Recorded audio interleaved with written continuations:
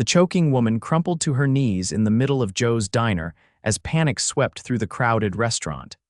Gavin Vasquez dropped his dish towel without hesitation, vaulting over the counter with surprising agility for a man who had worked double shifts 6 days straight. "Move back." "Give her space," Gavin shouted, his voice cutting through the chaotic murmurs of the breakfast crowd. The woman's face had turned an alarming shade of purple, her manicured hands clutching at her throat. Without hesitation, Gavin positioned himself behind her, wrapped his arms around her midsection, and performed the Heimlich maneuver with practiced precision. After 3 forceful thrusts, a chunk of pancake shot from her mouth, landing unceremoniously on the checkered linoleum floor. Air rushed back into her lungs with a desperate gasp as color gradually returned to her face. The diner erupted in applause, but Gavin barely noticed. He was focused solely on the woman now trembling in his arms.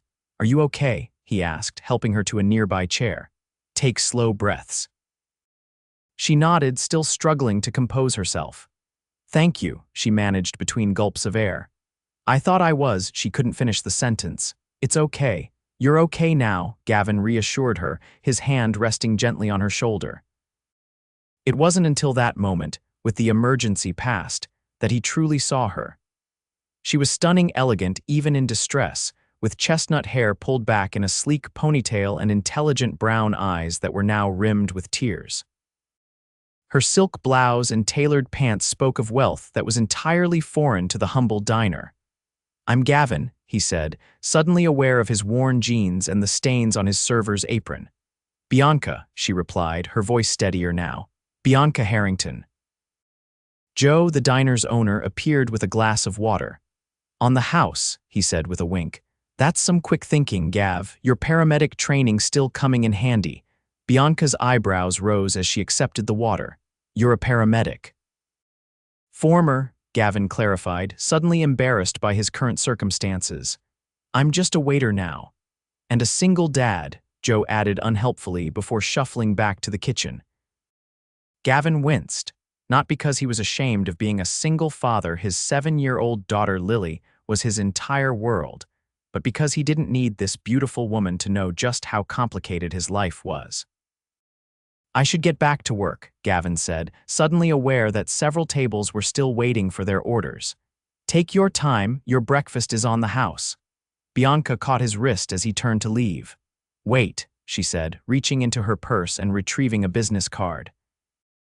"I'd like to thank you properly." Gavin glanced at the embossed card. "Bianca Harrington, CEO, Harrington Innovations." "Really, it's not necessary, please," she insisted, and something in her voice made him pause. "I owe you my life." Gavin pocketed the card with a nod, not realizing that this simple act of heroism would irrevocably change his life. Later that evening, after tucking Lily into bed with their nightly ritual of 2 stories and a song, Gavin collapsed onto his worn sofa in their small 2-bedroom apartment.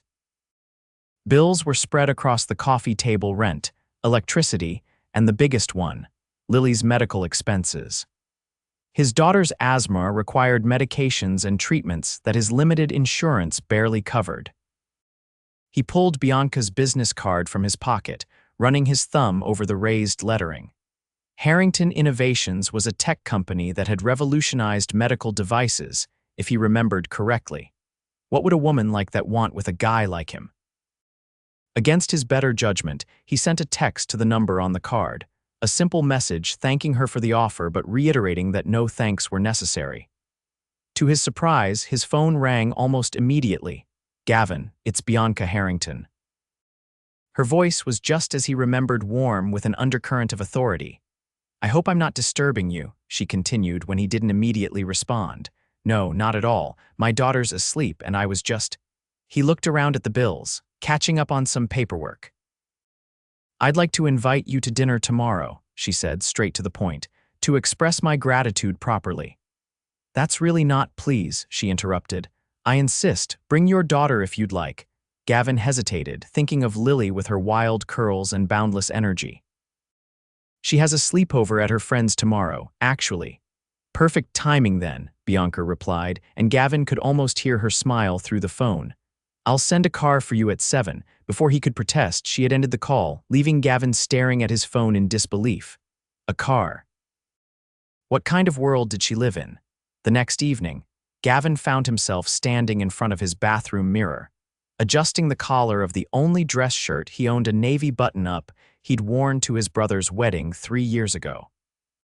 After dropping Lily off at her friend Zoe's house for the sleepover, he'd spent an hour agonizing over whether to go through with this dinner.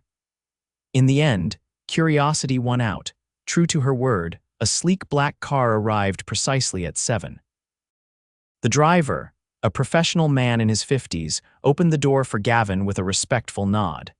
"Mr. Vasquez, Miss Harrington is expecting you." The car whisked him through the city to an upscale neighborhood he'd only ever driven through. They pulled up to a modern glass and steel building with a doorman who greeted Gavin by name, as if he'd been informed of his arrival. The elevator ascended silently to the penthouse, where the doors opened directly into a spacious apartment with floor-to-ceiling windows, showcasing a breathtaking view of the city skyline. Bianca was waiting for him, wearing a simple but clearly expensive black dress that made Gavin acutely aware of his modest attire. "Gavin," she greeted him warmly, approaching with 2 glasses of wine.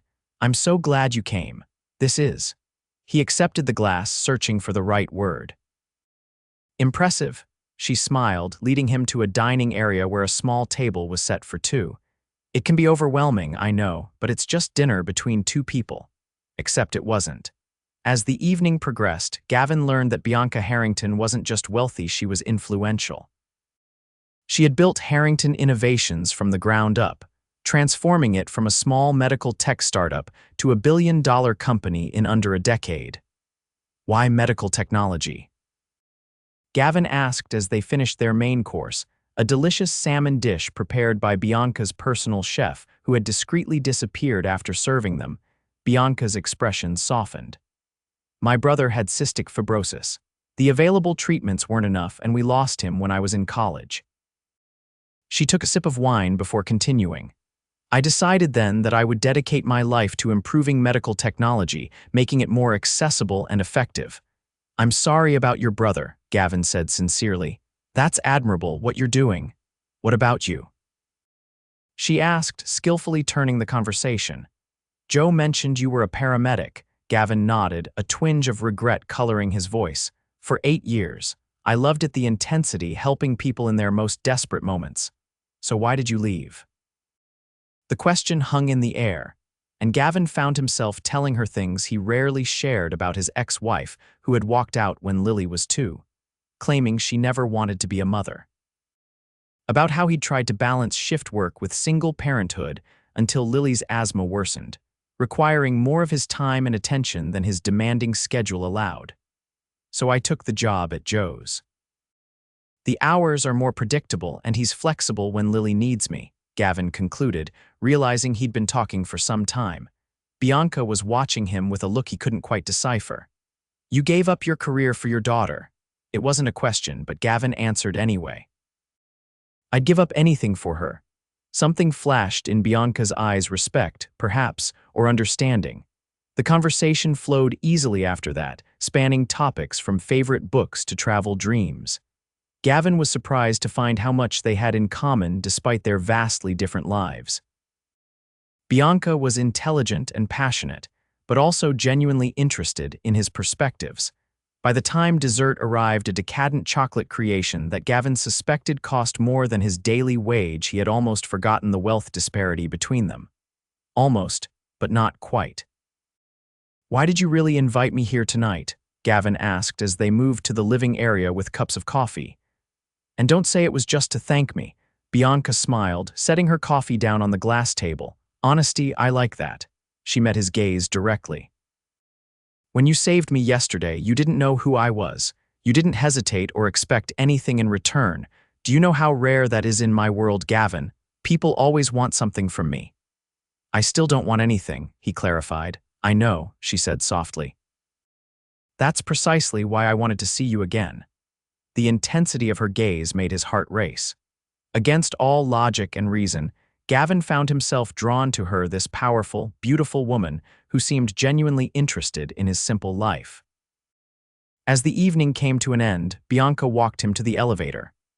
"I enjoyed tonight," she said, her voice low.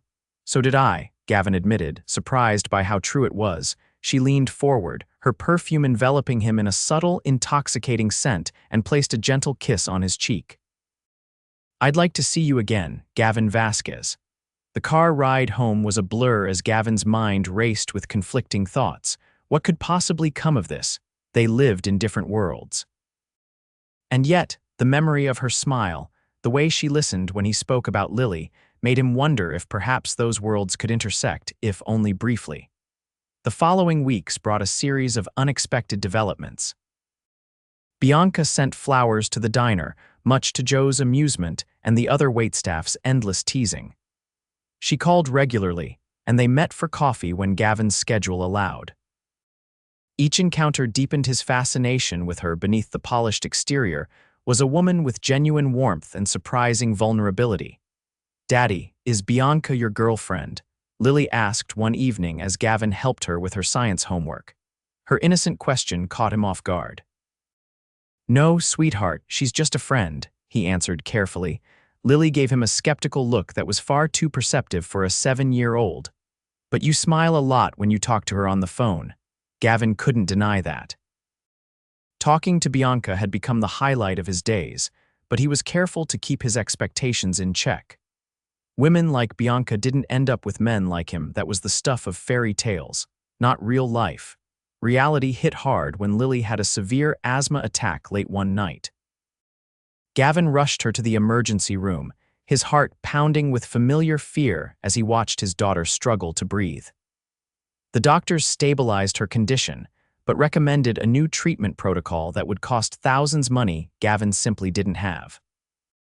Sitting beside Lily's hospital bed while she finally slept peacefully, Gavin was overwhelmed by a sense of helplessness.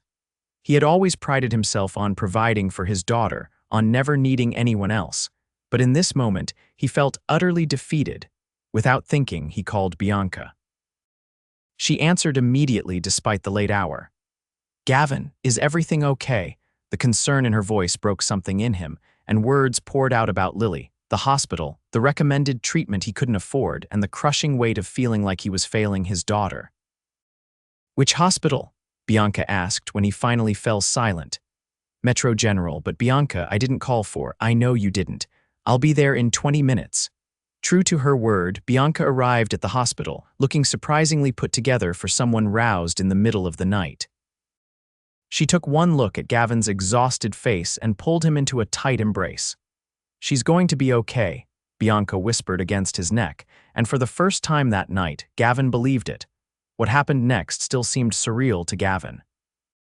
Bianca spoke with doctors, made phone calls, and by morning, Lily was scheduled for consultation with one of the country's top pediatric pulmonologists, a specialist who normally had a 6-month waiting list.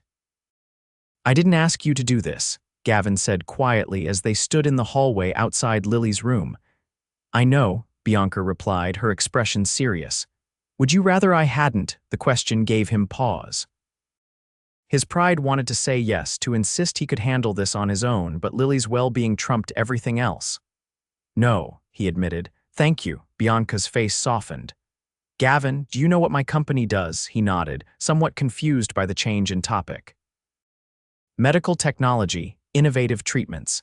We've been developing a new delivery system for asthma medications, more effective, longer lasting." She took his hand in hers. "Lily would be an ideal candidate for our clinical trial. All expenses covered, the best care possible, and if it works as we expect, she might be able to live without the constant fear of an attack." Gavin stared at her, stunned.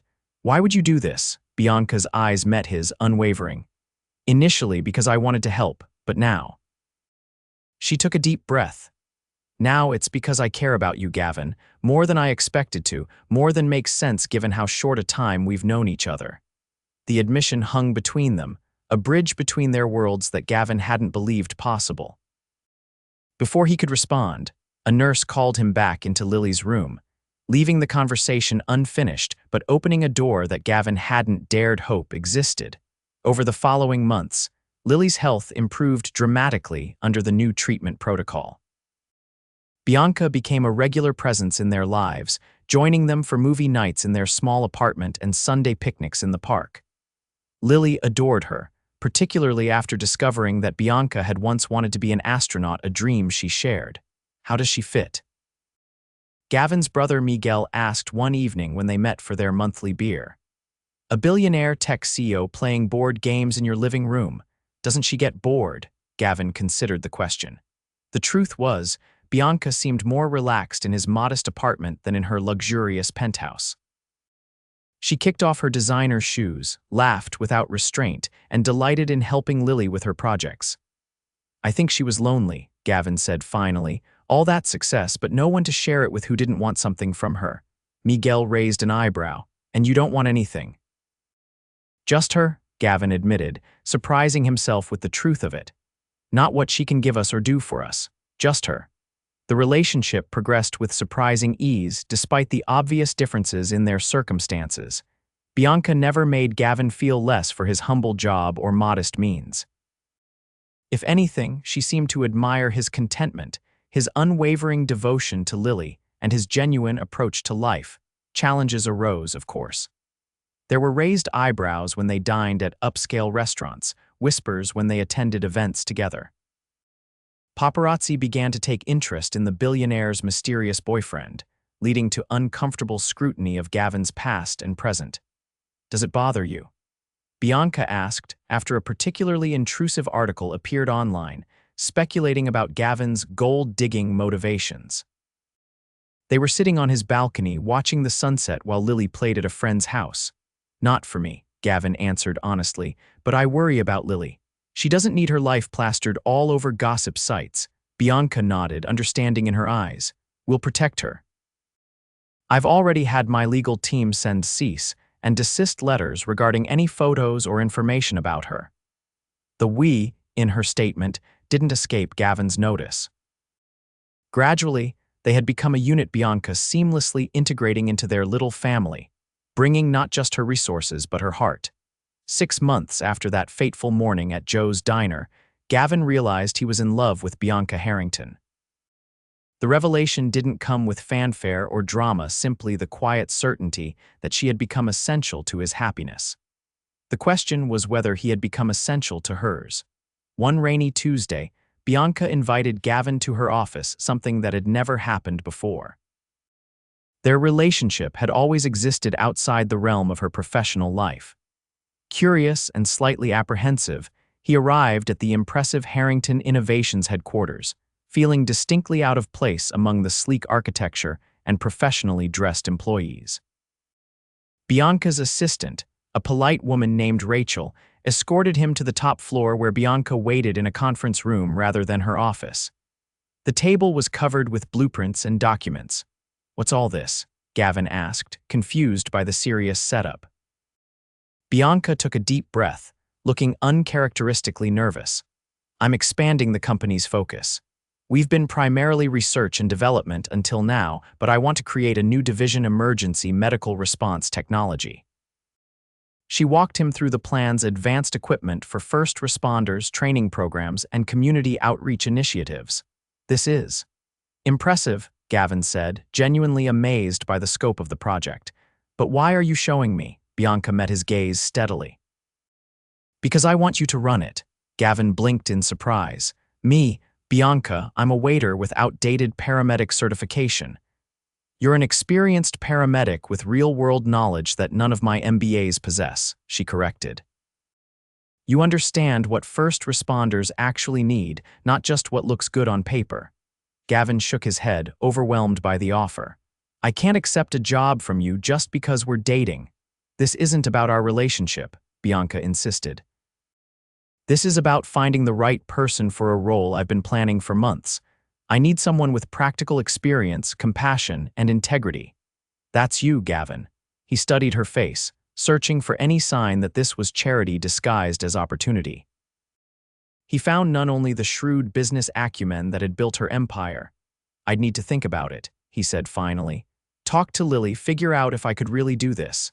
Bianca nodded, respecting his process. Of course, Take all the time you need." Later that night, after Lily was asleep, Gavin sat on his balcony with a beer, contemplating Bianca's offer. The opportunity was incredible, a chance to return to the field he loved, to make a difference on a scale he'd never imagined possible, and to provide the stable future for Lily that he'd always wanted. But accepting meant acknowledging that his relationship with Bianca had fundamentally changed his life path. It meant trusting that her feelings for him were genuine, not motivated by pity or a savior complex. And it meant believing he was worthy of this opportunity, not just as Bianca's partner but as a professional in his own right. His phone buzzed with a text from Bianca. "No pressure. Whatever you decide, I'm here." The simple message crystallized something for Gavin. Throughout their relationship, Bianca had never pushed him to be anything other than who he was. She valued his perspective, respected his boundaries, and genuinely enjoyed their life together. Takeout dinners on his couch, Lily's science projects spread across the kitchen table, lazy Sunday mornings with nowhere to be. He called her immediately. "Yes," he said when she answered. "But I have conditions." "I'm listening," she replied, and he could hear the smile in her voice. "I start at entry level. I earn promotions based on performance, not our relationship, and we keep our professional and personal lives separate." "Done, and mostly done," Bianca agreed. "Though I reserve the right to occasionally bring you lunch," Gavin laughed, relief flooding through him. "One more thing," he added, his tone turning serious. "I need to know that this is real for you, that I'm not some charity case or midlife crisis." There was a pause, then Bianca's voice came through the phone, soft but certain. "Gavin Vasquez, the day you saved me from choking was the luckiest day of my life, and it had nothing to do with the Heimlich maneuver. I love you. I love Lily. I love our life together, simple as it may seem compared to board meetings and investor calls. In fact, it's the realest thing I've ever had." Gavin's throat tightened with emotion. "Then I have one last condition." "What's that?" she asked. "Have dinner with us tomorrow night. Lily's making her famous spaghetti, and I have something important to ask you." The next evening, with Lily's enthusiastic blessing secured earlier in the day, Gavin got down on one knee in his modest kitchen, presenting Bianca with his grandmother's ring, a simple gold band with a small diamond that paled in comparison to the jewelry Bianca could afford, but carried generations of love. "I don't have a fortune to offer you," Gavin said, his voice steady despite his pounding heart. "But I can promise that you will always be loved for exactly who you are, not what you've achieved or what you own. Bianca Harrington, will you marry me?" Tears streamed down Bianca's face as she nodded, pulling him to his feet. "Yes," she whispered against his lips. "1,000 times yes." Lily's delighted squeal broke the moment as she launched herself at them, turning the embrace into a group hug that symbolized everything they had become, a family built not on conventional expectations, but on genuine love and mutual respect. 1 year later, Gavin stood in the garden of their new home, a compromise between his desire for normalcy and Bianca's need for security. The modern farmhouse sat on several acres outside the city, providing privacy from the media while maintaining the warm, unpretentious atmosphere that had characterized their relationship from the start. Gavin watched as Bianca and Lily tended to their vegetable garden, dirt smudged on their cheeks, laughing about something only they understood. His heart swelled with gratitude for this unexpected life. The Emergency Response Division of Harrington Innovations was thriving under his leadership, saving lives with technology that combined Bianca's innovative vision with Gavin's practical experience. He had earned the respect of his team through hard work and genuine expertise, not his relationship with the CEO. Bianca looked up, catching his gaze from across the yard. Her smile relaxed, and genuinely happy was worth more than all her billions. She had confessed months ago that before meeting Gavin, she had everything society deemed valuable, yet felt fundamentally alone. Now, covered in garden soil with a stepdaughter who adored her and a husband who saw beyond her wealth, she had finally found home. "What are you thinking about?" Bianca asked, approaching with a basket of fresh tomatoes. Gavin wrapped an arm around her waist, pulling her close. How a pancake nearly deprived the world of Bianca Harrington. She laughed, leaning into him. And how a waiter with quick reflexes saved more than just my life that day. Dad. Bianca, look what I found. Lily called, running toward them with cupped hands, her asthma no longer limiting her activities thanks to the treatment that had proved so successful it was now helping thousands of children worldwide. As they bent to examine the tiny frog Lily had discovered, Gavin reflected on the journey that had brought them here. He had saved Bianca's life that day in the diner, not knowing that she would, in turn, breathe new life into his world not through her wealth or connections, but through her heart. "I love you," he whispered to his wife as Lily released the frog back to the garden. "I love you more," Bianca replied, the simple words holding the profound truth that had transformed both their lives. And in that ordinary moment of extraordinary happiness, Gavin knew that some rescues went both ways. He had saved her from choking, but she had saved him from a life half-lived, showing him that true worth had nothing to do with bank accounts and everything to do with the courage to open one's heart.